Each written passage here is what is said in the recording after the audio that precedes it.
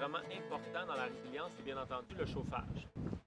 Donc, selon moi, ce qui est le plus important, c'est de savoir de la base, c'est-à-dire si on n'a vraiment rien, comment on fait pour tout simplement juste partir un feu à la base, comment on fait pour se garder au chaud, jusqu'à, bien entendu, lorsqu'on a une maison, lorsqu'on a une demeure, lorsqu'on a un abri potentiel, une serre ou quelque chose, comment on fait pour produire la chaleur et la conserver après. Donc, bien entendu, on va voir les classiques comme le solaire passif. On a une maison bioclimatique derrière ou une maison inspirée des Earthships qui va utiliser le solaire passif, la masse thermique, la géothermie passive, bien entendu. Donc, comment on fait pour interagir avec les phénomènes naturels pour produire le maximum de chaleur pour qu'on en ait besoin d'en produire le moins possible de manière qui pourrait potentiellement être plus polluante.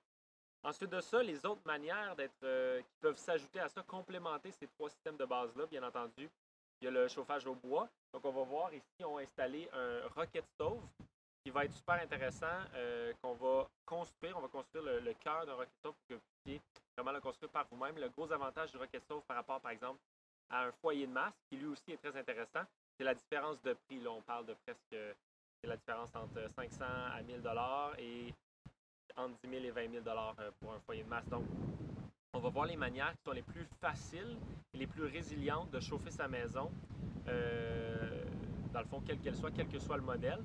Mais c'est sûr qu'on va voir aussi les maisons bioclimatiques pour être certain qu'on puisse minimiser au maximum, qu'on puisse minimiser la quantité de chauffage qu'on a besoin pour se garder chaud et confortable à l'année.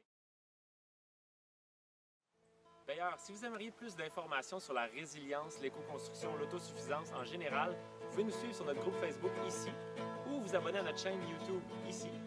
Si vous aimeriez en savoir plus sur nos formations spécifiquement qu'on donne ici à Trinity au Québec, vous pouvez cliquer ici.